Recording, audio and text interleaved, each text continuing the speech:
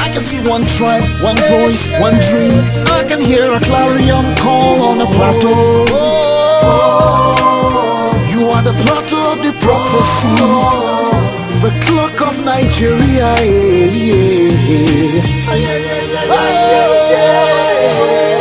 Celebrate the plateau of the prophecy.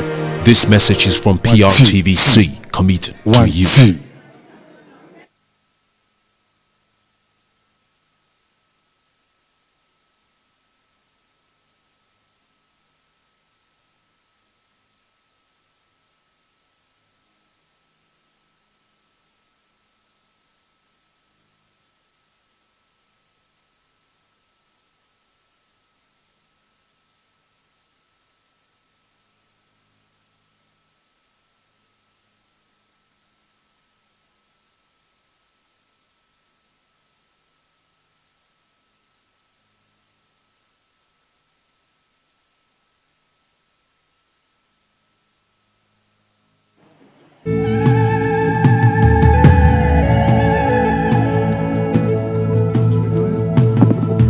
Shall we all rise for the national anthem? Here we stand as a people with one song, with one voice. We're a nation undivided and voice. We will take a stand and build up.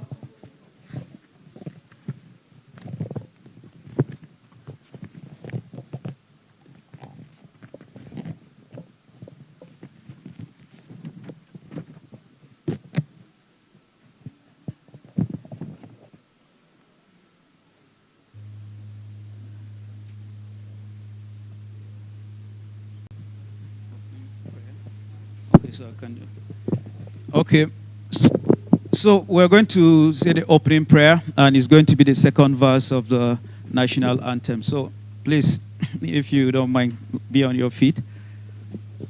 Sorry about that. So 1, 2, 3, let's start. O God of creation, direct our noble cause, guide our leaders right, help our youth the truth to know, in love and honesty to grow, and living just and true. Great lofty heights attain, to build a nation where peace and justice shall reign. Amen. Thank you. So I should just go ahead with the... All right, good evening all. My name is Daniel Meshach. I'm the Director General of the Plateau Debate Guild, and I want to welcome you with great delight to yet another Plateau Gubernatorial debate. I want to start by apologizing. We promised the people of Plateau State that we are going to start by 5. However, because of circumstances beyond our control, we are not able to start by 5. We apologize. We do not take you for granted. We respect you.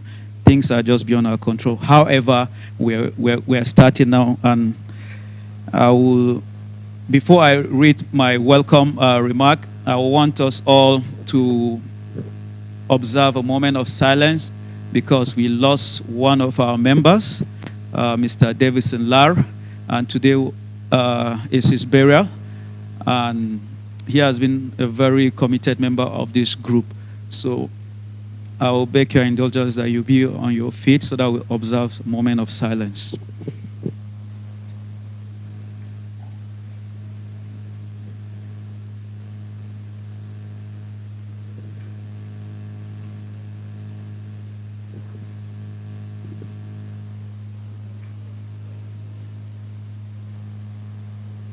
Okay, may the soul of Davison Lara, all the faithful departed, rest in peace.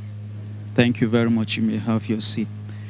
So I wish to say that this debate is a journey of consistency, and it's a deliberate act by the Plateau Debate Guild and our partners to see that leadership recruitment process improves in Plateau State and at the same time helps to deepen the democratic culture in Plateau State and Nigeria. Over the years, research has proven that debates greatly impact the voters' political knowledge and voting decisions, and also cause candidates to invest more in their constituencies, both during campaign and when in office. And the aim of our group is not different. Our goal is creating a voter that is knowledgeable on the key policy framework of their candidates, thereby holding them accountable through the social contract they engage in with their leaders. And furthermore, political debates are viewed as significant pre-election activities in many democracies today. Publicizing debates may influence electoral outcomes, particularly in contexts where voters have limited statistics on candidates like ours. So it can reveal facts about each candidate's policy, position, skills, competence, and personality. Besides, having a political debate as a public record will enhance accountability, objective assessment of the performance of these candidates when they are voted into office. So it is our belief that the outcome of today's engagement will add up to the value of leadership selection processes on the plateau. To build a plateau, we must be deliberate. Hence, we have taken every effort to ensure that this debate is people-centered and inclusive and addresses the felt and real needs of the people, as we have been collecting questions from the public. We have ensured that you can follow this debate wherever you are on this globe in our quest not to leave anyone behind. I will not close this remark without thanking the wonderful team of great sons and daughters of Plateau who sacrificed their resources and resourcefulness to put up this debate. Our trustees who are dependable pillars and soaring wings. And I must say also the Board of Trustees Chairman, Dr. Chris Kwaja, sends his apologies. He is not able to be here. However, he has sent this because he also represents the United States Institute of Peace. And so he has made a promise that amongst his candidates here, whoever emerges, that United States Institute of Peace is ready to partner with the person who emerges in the area of peace and development. And that is a wonderful one. So we want to also wholeheartedly thank you to our partners, United States Institute of Peace, YAGA Africa, Plateau State Diaspora Development Association, the Inclusive Friends Association, and the National Institute of Policy and Strategic Studies, and our media partners, and then our other supporters who will be seeing their logo in the course of the event. To our candidates, thank you for attending and wish you all a fruitful outing. In addition, we have a veteran broadcaster who will be moderating. I'm confident that this debate will be engaging, interrogating, and inclusive. I pray we all have a fulfilling experience here. Let the debate begin. Thank you.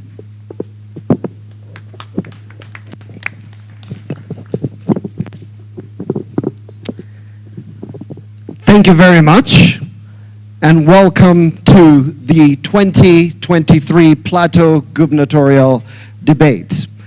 Before we begin, I would like to very quickly introduce myself. My name is Stanley Bentu. I'm a radio and television presenter and producer, and I will be overseeing proceedings over the course of the next 3 hours.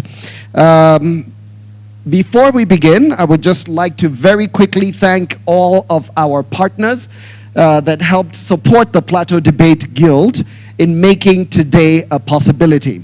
So very quickly, we would like to express deep appreciation to the Plateau Radio Television Corporation, whose general manager is right here. Let's give them a big round of applause. We are not allowed to applaud while the candidates are speaking, but we are making an exception for our partners who were generous enough to support us. Please let us appreciate the United States Institute for Peace. We also have the National Institute for Strategic Studies, NIPS, who are graciously hosting us here today. The Plateau State Dialogue Development Association, PEDA, YAGA Africa, and Inclusive Friends. Thank you very much for partnering with us. Now, without further ado, I would like to introduce us to the candidates. First and foremost, I will introduce in no particular order the name of the candidate. As he comes to the podium, I will then proceed to read a brief profile so that we have a background of who we will be listening to today. So, ladies and gentlemen, let us welcome Chief Dr. Patrick Sunday Dakum.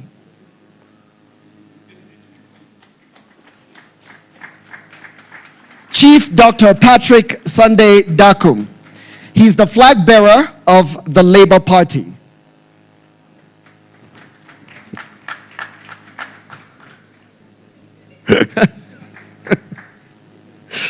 All right. Dr. Dakum is the candidate of the Labour Party, as stated. He was born on the 10th of May, 1958 at Wanzurum Jiblik in Pangshin local government area of Plateau State. He's a medical doctor, and he began his education at GSS Funtua before proceeding for his SBS at the Ahmadu Bello University, Zaria. That's where he attained his MBBS, and also he then went on to Lagos, University of Lagos, where he got his MPH. He also has a diploma in theology from the Gindri College of Theology. Now, Dr. Dakum is a public health physician with 40 years of experience. He's a two-time commissioner in Plateau State. He was Commissioner of Health and Commissioner of Information. He's currently the Chief Executive Officer of the Institute of Human Virology, Nigeria. He has vast experience in policy formulation, management, program implementation, and research. As a principal investigator for grants funded by the United States Center for Disease Control and Prevention and the Global Fund for Multi-Drug Resistance, Tuberculosis, and HIV, totaling about $50 million annually, he successfully managed the funds judiciously. As CEO of IHVN, he oversees the technical support that his organization provides to the federal government agencies, that is the Federal Ministry of Health and Federal Ministry of Women and Social Development, as they strive to provide much needed services to the country. He successfully steered IHVN for the past 18 years through its growth from a 5-person team to a multidisciplinary technical team of over 900 staff. And he galvanizes this large team to implement diverse models of service delivery to ensure that diseases in public health significance are responded to using global best practices. Welcome, Dr. Patrick Dakum. I would also like to, at this point, invite to the stage Dr. Nantawe Yilwada Goshwe. Dr. Goshwe, welcome to the stage. Please locate your party's logo. Be sure that you are behind the correct logo. No, come this way. Okay. Thank you, sir. Yes, I do. Thank you. Thank you. Dr. Goshwe was born on the 8th engineering. He studied at BSS Gindri before proceeding to achieve his B.Eng and also M.Tech from the Federal University of Agriculture in Makudi. He has a PhD from the UNN. Now, he joined the Federal University of Agriculture, Makudi, as a graduate assistant from 1996, where he rose to the rank of professor, and he was honored by the university as the best staff of the year amongst many laurels. He has worked as a project consultant for organizations including the European Union, UNICEF, the World Bank, Techville, USA, and the Energy Continent in 2017 as a commissioner with INEC and posted to Benue State, where he performed creditably well and developed a framework for voting by IDP populations and people living with disabilities. Dr. Nantawe envisions a state on the path people of Plateau State. Welcome, Dr. Nentawe Yelwada Goshwe. Also here with us, I would like to invite to the stage Barrister Caleb Mutfwang of the People's Democratic Party.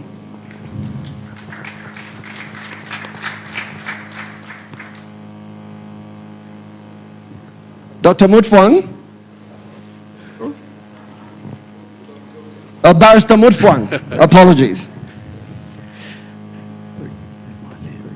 Barrister Mutfwang is the flag bearer of the People's Democratic Party. He was born on the 12th of March 1965. He's a lawyer. He studied at BSS Gindri and also at SPS Kefi and got his LLB from the University of Jos. Now, he started private legal practice upon graduation, Ojo Automotive Nigeria Limited in Kaduna, and he later rose to become the acting company secretary. In 2014, he was elected as the local government area chairman of Mangu. He's a member of several professional bodies, including the Nigeria Bar Association, particularly the section on business law, the International Bar Association, the Christian Lawyers Fellowship of Nigeria, the Christian Legal Society of America, as well as the Nigerian Institute of Management. He is also an alumnus of the prestigious Haggai Institute for Leadership Development in Hawaii, USA. He's a member of the board of several companies, in addition to offering legal services to individuals, corporate organizations, federal ministries, foreign agencies, and governments. Welcome, Barrister Caleb Mutfwang. We would like to introduce you to Mr. Luka Panpe of the People's Redemption Party.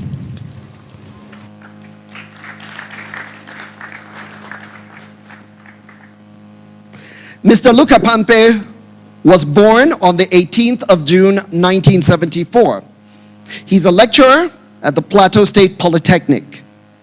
He studied at the Nakam Memorial, in Plapoli, where he obtained an HND, at ABU, where he got a PGD, and at Unsuk, where he got his MSc. Now, his work life, Mr. Luka Panpe is a lecturer at the Plateau State Polytechnic, Barkin Ladi. He's a popular on-air personality, a public affairs analyst. He is a unionist and a former general secretary of the Academic Staff Union of Plateau State, ASUP Polytechnic Chapter. Mr. Panpe is a fellow of the Institute of Public Management and Development, that is the IPMD. Welcome, Mr. Luka Panpe. And these are the candidates that we will be listening to today. I would just like to inform the public of some of the ground rules. This debate will take 3 hours. The candidates you see before you today were selected in an open and transparent opinion poll which was thrown to the public on social media and in the market spaces and other public spaces. Now, the first hour, we will have questions. We will have 4 questions. If we have enough time, probably we'll move on to a 5th question. And these questions were sent in by the general public, not by the Plateau Debate Guild. These are questions that came from the public. Each candidate will answer every question that has been asked, and they have 2 minutes to do so. In the second hour, we will have questions specific to each candidate. In that hour, the candidates will have 12 minutes within which to answer questions that are specific and generated from their manifestos. These are questions from promises that they have made in in documents that they have officially presented to the public. Section 3, we will have questions coming from the audience. That is, questions from you who are here with us in the room. Now, we will have 2 minutes of response, but if in the course of answering any of the questions, a candidate has been referred to either by name or his political party has been mentioned, then the candidate will kindly indicate to our officials that he wishes to offer a rebuttal. And that rebuttal, the candidate will enjoy 1 minute and 1 minute only to give a response to that. The timekeeper will be keeping our time. There will be 2 buzzers. The first buzzer will be 30 minutes. It will be a warning to tell you that you have 30 minutes to round up your answer. After which, at the stroke of 30 seconds rather, 30 seconds to round up your answer. At the stroke of 2 minutes, you will now round up your answer. Failing to do that, I will have to step in and we will move on to the next question. Now we will begin each question in the spirit of transparency.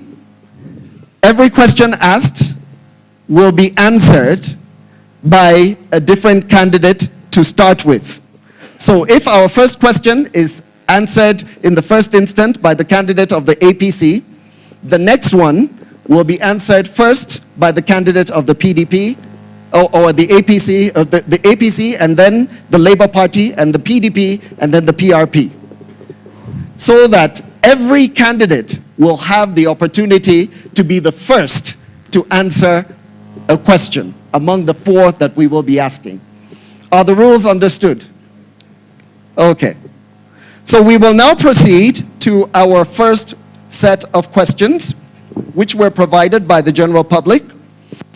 We will begin in alphabetical order for the first question, which means we will start with the candidate of the APC. The questions in this hour border on peace and security, governance and the economy, development and agriculture, health, and any related areas. So I will start with you, Dr. Goshwe. Considering the lean resources of Plateau State and the unclear role of the governor as the chief security officer of the state in the Nigerian constitution, and the mutual suspicion among the 2 major religions in the state, what do you consider the most effective method to bring about lasting peace and justice among the citizenry in general, and especially the victims of land grabbing? What innovation do you intend to bring to the table? You have 2 minutes. Thank you, sir. Let me start by saying that the first thing I will do is to raise funding, because you said we have lean resources. I will set up the Plateau State agency that would deal with the funding of security.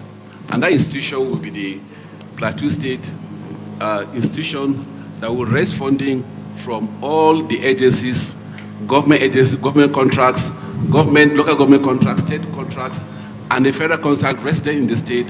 They will take 1% of those contracts and then put them in the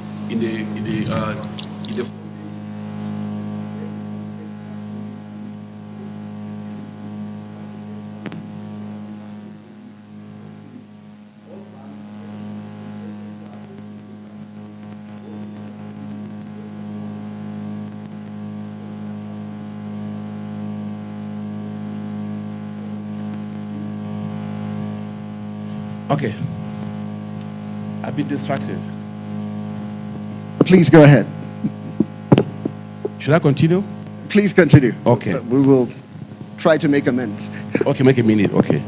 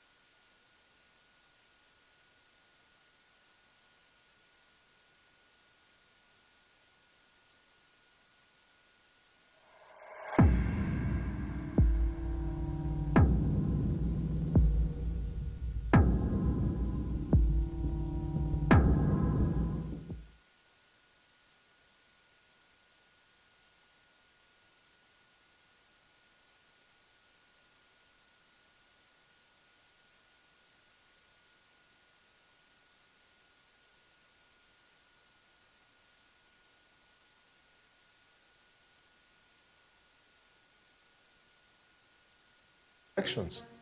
So how can you do this? How can you prevent election rigging at your polling unit on election day? We share a few tips with you. So 1, show up early at your polling unit on election day. If you show up early, it's one way to stop election rigging because it gives you an opportunity to observe every activity at your polling unit. Now, this will enable you cross-check the following sensitive materials. You've got to shine your eyes and ensure that these materials are available at your polling unit. 1 is the ballot papers, 2, result sheets, 3, the BVAS device. Now, before accreditation and voting begins, ensure you verify that the BVAS has 0 figure for accreditation. Next, after accreditation and voting, remain at the polling unit to watch the process until ballot papers are counted. Closely monitor the ballot counting process and ensure the results are recorded on the original form, and it's the form EC8A for the polling unit. Then you need to ensure the INEC official takes a photo of the authentic results for that polling unit using the BVAS only. Only the BVAS should be.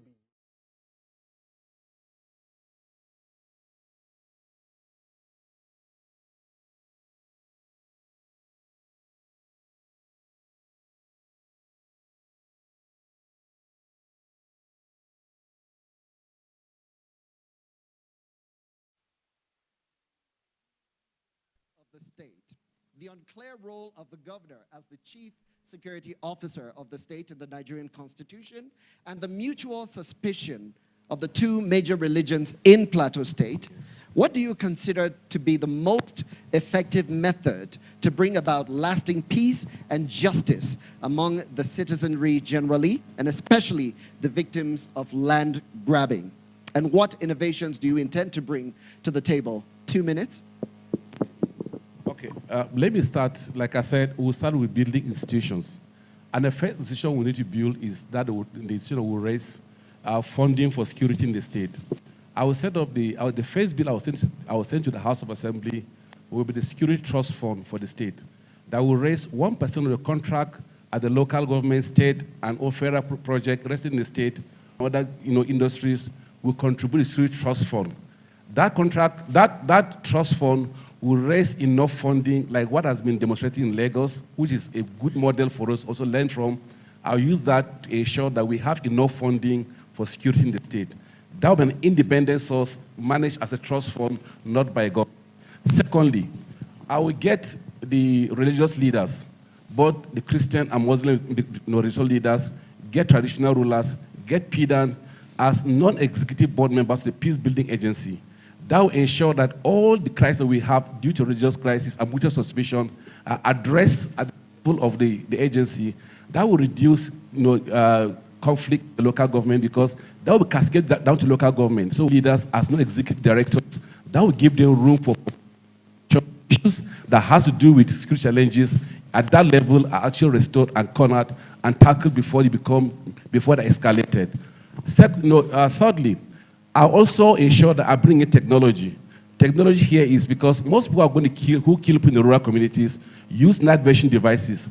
I will ensure that I buy night vision devices. I'll also aggregate our hunters. I'll aggregate our own hunters. I'll aggregate our vigilantes, retired soldiers and retired personnel from the state. I'll recruit them and bring them under Operation Rainbow. I'll arm them with pump action guns. I'll throw them back to rural communities so they will be at the borderline where there are possible they can respond to security challenges and threats in the rural communities. In addition also, and most importantly, I will ensure that apart from them responding to these challenges, for land grabbing, I will ensure that also we got a permanent solution. The first permanent solution is... Okay, thank you very much. Same question to Dr. Dakum, the Labour Party candidate.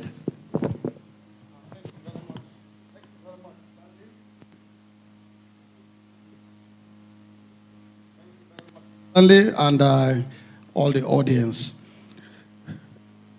First of all, I think the first thing is to use the huge human resource that we have in the security personnel that are in Plateau State. I'm talking about retired generals, retired AIGs, put up a very, very,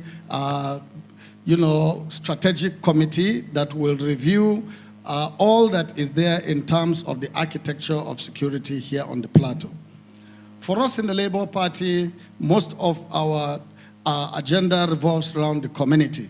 And therefore, for me, I think the community efforts at peace building, peace enforcement are going to be paramount. By community efforts specifically, I'm talking about one, strengthening the peace agency, strengthening and funding them. But number two is traditional institutions who will play two roles. One is conflict prevention and management, and they are also going to be involved definitely in the aspect of peace building. Let me say a little about the land grabbing. First of all, I think we should be determined as a people to ensure that there isn't any land grabbing anymore, and we'll do that through providing proper leadership. We'll be determined to return all IDPs, and I was privileged that to be in Jong where IDPs were returned. And the clear thing that happened in that place was a combination of members of the state executive, I may say a few of them, also the National Assembly was there, and then the military and police were there, and Jong community came back. The methodology that was used in that, and some of us witnessed it and were part of it, we will use that in order to build up. Thank you. Thank you very much. Same question to the People's Democratic Party candidate, Barrister Mutfwang.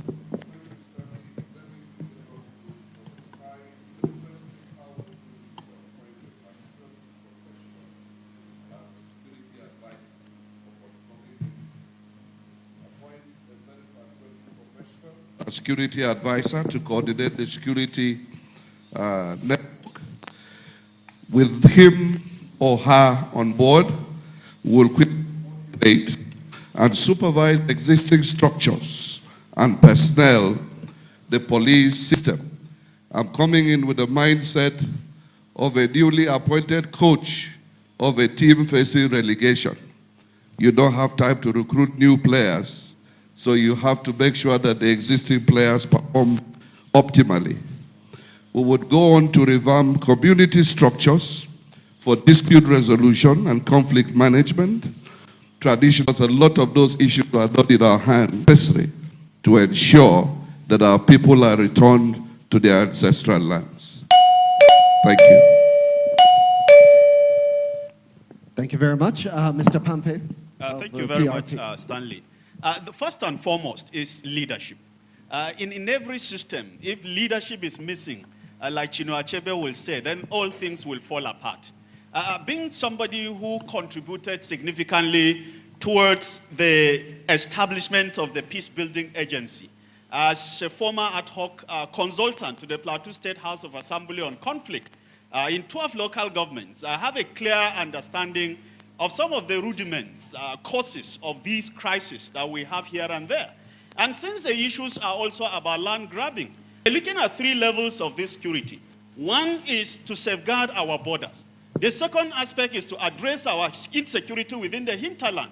And the third aspect of it has to do with the metropolis. So understanding these things will enable us to test some of the provisions that are already in existence. For instance, we have the Anti-Land Grabbing Act on execute and ensure that we set up a system that can recover this land and take these people back home.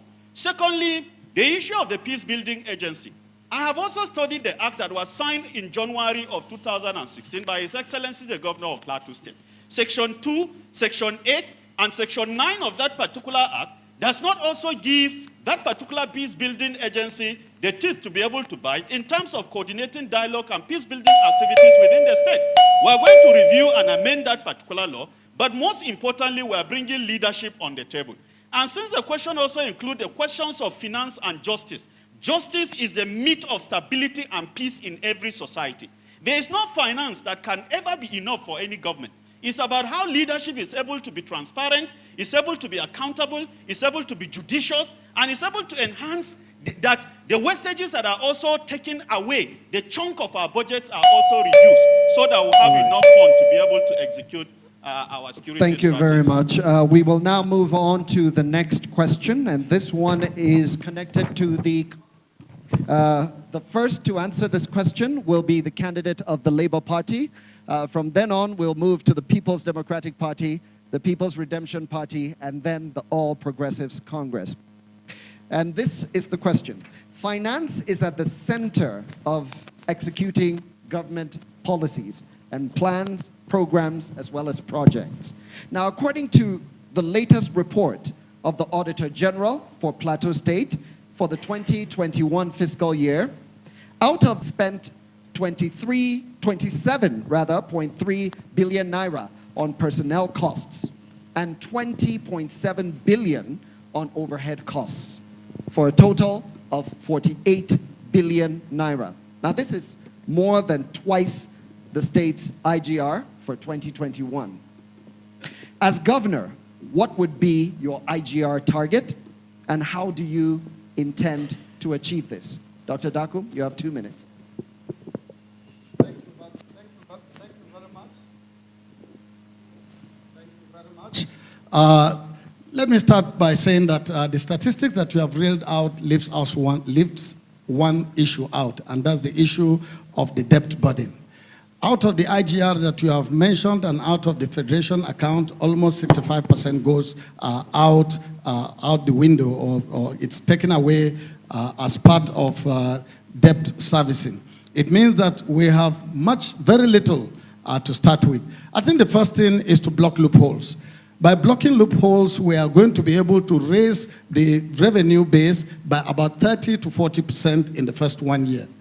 Secondly, is to be able to ensure that the ease of doing business, which we are 14 out of 36 in terms of the ease of doing business, is taken care of effectively. The other thing that we are going to be doing is to ensure that the economic drivers in the first 1 year are put in a situation where we will be able to begin to turn the credit score around for Plateau State. By turning the credit score around is ability to be able to borrow. And we will not be afraid of borrowing, but we'll be borrowing and then we'll be showing costs for what we are doing. The economic drivers for Plateau State are not difficult to find. We have agri, tourism, and mining, and probably later we can say a little more about that. But the elephant in the room we have already talked about, which is security. But infrastructure is very, very key, and we are very sure that as long as we are very prudent and we are able to block the loopholes, we are going to be able to do a lot with the little that we have.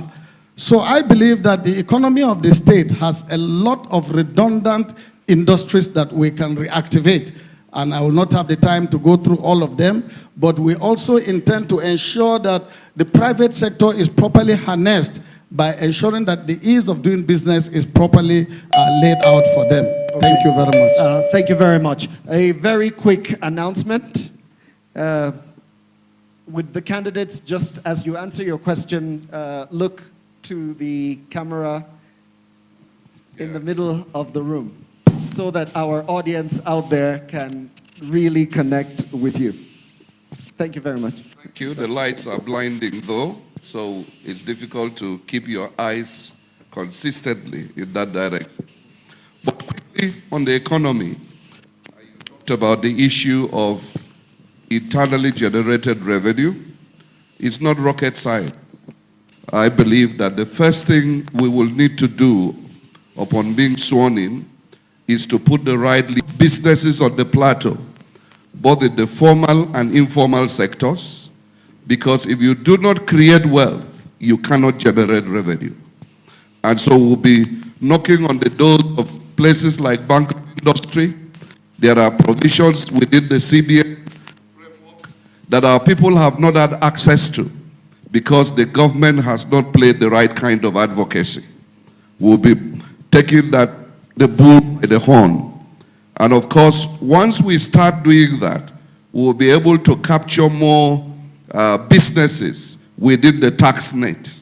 And thereafter, we would go on to be able to deploy technology on how to block loopholes and be able to provide accountability and transparency in the process of revenue mobilization.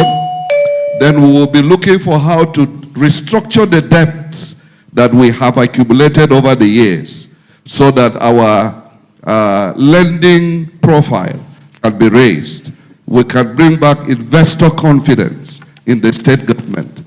I believe with that, we will begin to lay out the roadmap for how to bring economic recovery, and we will be able to service all the services by government. Thank you. Okay. Thank you very much. Before we move on to Mr. Panpe, please feel free to leave your microphones on. There's no need to turn them off so that we can have a very smooth sailing. Stanley, the reality about Plateau State is that Plateau is among the 10 poorest states in Nigeria. At the moment, Plateau is 74.1%. If you look at recent statistics that place the total number, that you can't generate anything from this category of population. So the first thing to do is to empower the generation, the population. And how do we do that? We must be able to look at the sectoral deficiencies and to be able to address them. Number one, we have tourism. Our tourism sector has gone into comatose. In fact, even the lions and the animals on our major recreational way that kind of tourism sector can provide any significant level of contribution. And so what you have with the 16.2 billion that the Plateau State Internal Revenue Service has said it has generated as the highest is infinitesimal when you compare that with the kind of revenues that are generated, and this is largely from personal income tax. So we must be able to open the economy. Look at how we can revamp our tourism sector. Look at how we can bring up some of those fantastic things that we have in our agricultural sector and begin to make them to work. For instance, if you take the sugarcane plantation in Mushere, in Horop, and Ikungwahab, and you also take the yam that we have in other places in Kwanpan, and we're able to ensure that the logistics are provided for these farmers to get benefits from it, then definitely they'll also be able to contribute to the economic profile of the state in terms of revenue. To that extent, we are also looking at doing about 30 billion per annum. And we have done our calculations around those areas with the acres of land that we have in the state. So in the first instance, 29th of May will not be rosy because the trajectory shows that even previous administrations have inherited little amount of money to be able to do government business with. Thank you very much. Dr. Goshwe? I will learn from Obama. Obama first threw the bailout into the dying economy. I will send a bill to the State House of Assembly to set up the Plateau State Investment Security Trust Fund. I will take 10% of the IGR and set aside for the youth, the women, people with disability to take 80% of that sum to set up their small and medium-scale industry, invest in their farms, invest in commerce, regrade the economy, create a new economy for the state, will build a new economy for Plateau State. That will set the state in motion to ensure that the revenue coming back from them will be the source of the first IGR I will generate direct to the state. Secondly, solid minerals is the biggest revenue earner for Plateau State. Plateau State has 3 lists, 2 in Wase, 1 in Barkin-Ladi. I will sign joint venture agreement for profit sharing with international mining company that will come and invest in Plateau State and ensure that we generate enough revenue from solid minerals to be able to pay the state and meet up with the demand of the state. Even solid mineral alone, we can generate enough funding for the state.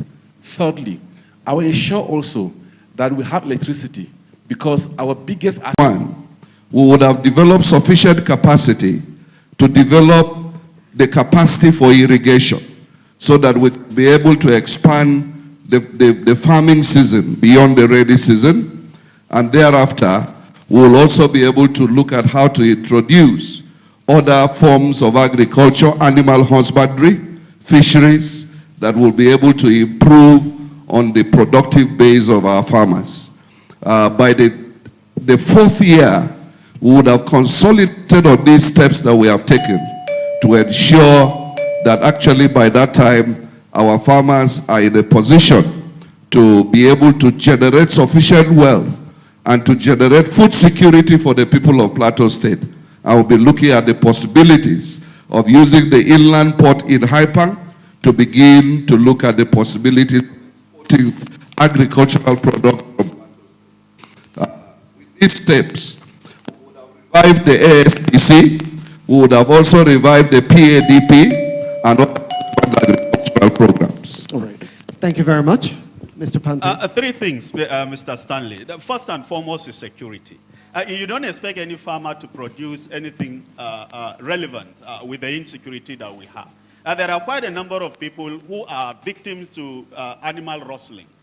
There are also quite a number of farmers who have, for the past 24 months, been unable to step their foot on their farms because of insecurity. So one leg of it is to be able to provide security for our farmers. And we have a strategy called Plateau 54. And if the conservative figure of ethnic groups in Plateau is 54, then we intend to use from each of these a human intelligence security process that will enable us to safeguard these communities. Details of that, of course, will come later. But of course, first and foremost is to provide security for our farmers. Number two is to ensure that we take advantage of the comparative advantage in terms of the things that we produce on Plateau. Plateau have quite a number of array of vegetables. But these vegetables are usually lost at post-harvest. So what we'll do is to establish what I call 3 centers for storage. One in the central zone, one in the northern zone, one in the southern zone. The one in the southern zone will provide a central warehousing for those who are into yam production, for example, so that they can store them and ensure that at the right price, they are able to phase out middlemen and sell it to be able to recoup their funds. Then at the central zone, we have comparative advantage in terms of Irish potatoes. Then at the northern zone, we have comparative advantage in terms of vegetables. So if we provide these 3 prune storage facilities for our farmers, they will be able to get benefit. Then the other aspect of it is to ensure that we provide infrastructures, like roads that can link these farms to the cities. And that will also go hand in hand or pari passu with markets. Because if you don't have the markets, that they will be able to dispose these things and get value for it. Then at the end of the day, they are also going to, to lose at the detriment of the middle class farmers. Then finally, we're also looking at ensuring that these farmers work hand in hand to get the inputs, revamp our institutions, and ensure that they work at the end of the day. Thank you very much. Dr. Goshwe. Yes, our first comparative advantage is in assorted fruits, in vegetables and potato. That's where Plateau State has the biggest comparative advantage. Secondly, in animal production, our highlands, our water resources on the plateau give us an advantage of raising the best animals on the plateau. What will I do? First, I will ensure that I work on the upstream, the downstream first, so that I can increase production. Bringing high-yielding fruit, high-yielding seed will be the first responsibility of government to ensure that we raise the yield of products on the plateau. Already, fruit and veggie are working in Barking Ladi on potato. They've raised the yield from 2 tons to 36 tons. Getting that for fruits, getting that for other sectors, we ensure that we change the transient of farming in the Panya fish farm is the largest fish farm in Nigeria. As an advantage is the pH of that soil that can produce one of the best cod liver oil. And the cod liver oil is even the money in it, not actually in the protein. I will ensure that I get it back on stream, get international partners, and work with them to ensure that we raise funding from there. In the downstream, the upstream, I will ensure also that I work on the market space for our farmers. Lagos State stands as one of the states that consume the highest amount of food in Nigeria, and yet they don't farm. I will ensure that I open the market for them. First, by ensuring that I increase the runway of the airport by 5 meters to allow cargo to land. That will enable me to evacuate food from Plateau State every day to Lagos and make it on the Inland Community Airport for export of farm produce from Plateau State. That will enable Plateau State. Much appreciated. Dr. Dako. Thank you very much. I think one of the first things to do is to look at the policies, review them, harmonize these policies, and ensure that the policies for the different agencies are all geared towards ensuring that we meet the target of what we want. When you have the ASTC, you have the PADP, and you have several agencies doing almost the same thing, that needs to be harmonized for better efficiency. The next thing to be done is to ensure that the real farmer is properly identified. There's a difference between a real farmer and a political farmer. A lot of times when we have inputs, especially from government, for potato farming, so far we are told that what has been done, so people can sell their goods local and international. Thank you. Thank you very much, Dr. Dakum. Our last question for this first segment of the debate. This question will be first answered by the candidate of the People's Redemption Party and then the other candidates subsequently. It's coming from the health sector. Plateau State Contributory Healthcare Management Agency was established in 2009 insurance to the uninsured. Now it aims to achieve this through plan and private health plan. Plateau State has improved health insurance coverage for people in all sectors. Of the vulnerable. Now, if you also go further, Stanley, you will also know that recent statistics means that children between the ages of 0 to 5 and to 6 fall within this category. And they don't have nutrition. So you find stunting in most of these communities. But that aside, also take the health sector in its holistic form. You will also see that less attention has been paid in terms of funding the health sector, in terms of rejigging even the institutions within the health sector. In Plateau State, as it were, the recent law, which also provides for the establishment of Plaschema, which you have rightly alluded to, again, does not make it mandatory for those in the informal sector to be captured. And I also know for a fact that recently that particular agency, what it's doing is to be able to open up to ensure that it does publicity so that people are able to be captured. We look at these issues with regards to the institutions that provide medical services. We look, and you know that Plateau State, in comparison to other states, has become more or less a den where people dumped a lot of wastages. And these are contributory factors to our health. So what we will do is to be able to ensure that we look at this aspect, take it holistically.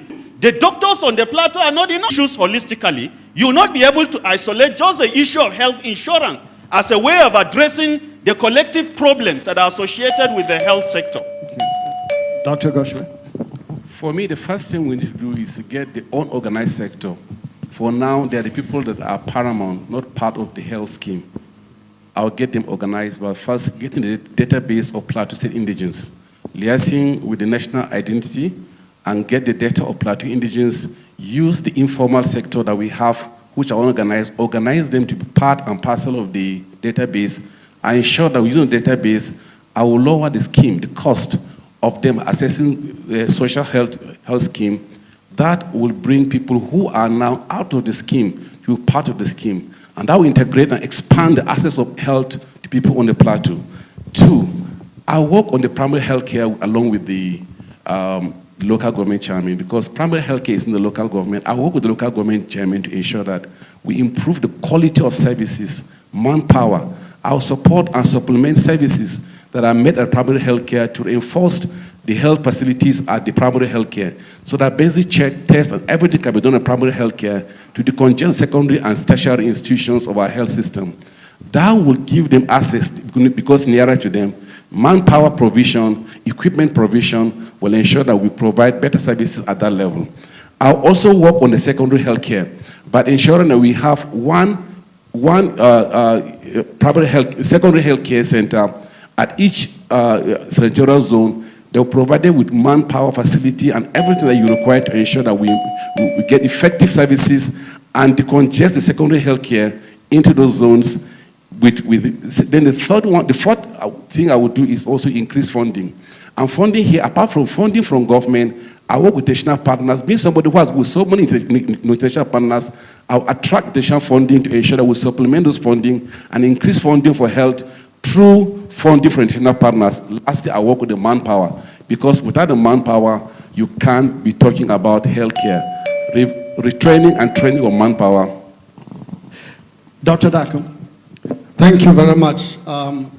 I think first of all, already WHO has already done a survey on the healthcare system in Plateau State. And we already know the deficiencies that there are. They revolve around human resources and infrastructure, both at the primary, secondary, and tertiary health establishment. Human resources in care, you have doctors, nurses, and lab scientists at all levels. You have in the tertiary facility also specialists. The community health insurance scheme, it's difficult to force it on the private sector. But I think through a careful advocacy to the different sectors, will make it in Plateau State. I think faith-based organizations provide a lot, if about almost 50 to 60% of the health care in Plateau State. And I believe that working in a public-private sense will enable us to reach to the people more. Specifically on the health insurance, we'll make sure that we provide a subsidy for all those that are vulnerable. I mean the orphans and children. Antenatal care will, of course, through the insurance, they don't have to pay anything. People living with disabilities and the elderly. The other is to turn Plateau State into a medical tourism center. And what I mean by that is identifying the secondary health facilities that we have, our Plateau State Specialist Hospital that will turn into a teaching hospital, and ensuring that through this we fix the issues that people go to Dubai and India for. That way, our health sector will create wealth for Plateau State and not just be an area of expenditure. I believe that Plateau State is the best place for you to create a medical tourism if you want to. Thank you very much. Barrister Mutfor. Thank you, Stanley. I think for me, critical to the revival of the health sector is leadership. We need to bring back the right kind of leadership in that sector. And what a joy and honor it will be for me if I become governor and I have somebody of the caliber of my elder brother, Dr. Dakum, to drive that sector. Be a privilege. On the issue of health finance, particularly for advocacy on the existing structures we have put in place, and beyond them, to be able to see how we can develop some cooperative health financing scheme. Like I know the Nigerian Bar also have developing something along that line in terms of insurance, life insurance, and also we can also discuss more with faith-based organizations how to leverage on their access to the vulnerable group and see how we can also be able to develop some cooperative financing around the faith-based organizations. But very critical, like I said, is leadership, so that we can start from the primary health care to the secondary to the tertiary. We'll eliminate corruption, and that we'll be able to attract development partners that are always willing to come and assist vulnerable states and countries in the pursuit of better health care. I think when we do this, we will be able to bring some sanity back to our healthcare system. Thank you very much to all of our four candidates. We have come to the end of the first session of our debates. We'll take a short break. During the short breaks, our candidates can feel free. You can go backstage. We have some light refreshments. Don't take too much. We can just have a seat and refresh yourself in preparation for the next session. Just a quick reminder, the next session we will have candidate-specific questions. These are questions that have been drawn by the manifestos that you have each presented.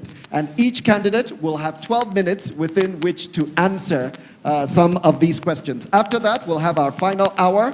In our final hour, specifically targeted at individual candidates, all questions must be answered, asked to and answered by all of our four candidates who are here present today. So we'll take a break. We will be right back. Don't go away.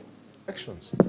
So how can you do this? How can you prevent election rigging at your polling unit on election day? We share a few tips with you. So 1, show up early at your polling unit and observe every activity at your polling unit. Now, this will enable you cross-check the following sensitive materials. You've got to shine your eyes and ensure that these materials are sure to you verify that the BVAS has 0 figure for accreditation. Next, after accreditation and voting, remain at the polling unit to watch the process until ballot papers are counted.